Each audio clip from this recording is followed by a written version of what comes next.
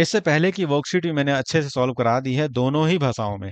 आज हम करने वाले हैं वर्कशीट नंबर 2, पर्यावरण अध्ययन की, कक्षा छठी की।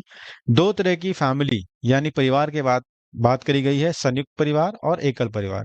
एकल परिवार में माता पिता और उनके बच्चे होते हैं सिर्फ, और संयुक्त परिवार में माता पिता, फिर उनके माता पिता, फिर उनके माता पिता के भाई, बच्चे, यानी बड़ा परिवार होता है। उसको हम कहते हैं संयुक्त परिवार।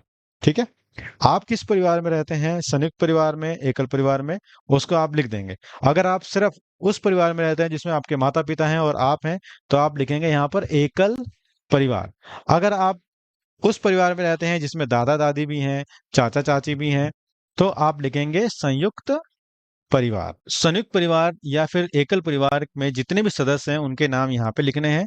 आप उनको क्या कहेंगे उसे हम यहाँ लिखेंगे, वो आपको क्या कहेंगे उसे हम यहाँ लिखेंगे। जैसे संजीव कुमार है, उसको हम, यानी वो जो बच्चा है वो उसको कहेगा चाचा, और संजीव कुमार उस बच्चे को कहेंगे भतीजा। तो ये रिलेशंस होती हैं फैमिली में, उसको हमें यहाँ पे भरना है, सीखना है।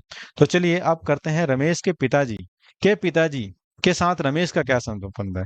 तो रमेश के पिताजी तो रमेश उनको क्या कहेगा, दादा कहेगा। तो दादा यहाँ दिख रहा है, ठीक है। और दादा जो है वो रमेश को क्या कहेंगे, वो कहेंगे पोता। तो आंसर बी हो जाएगा, दादा और पोता।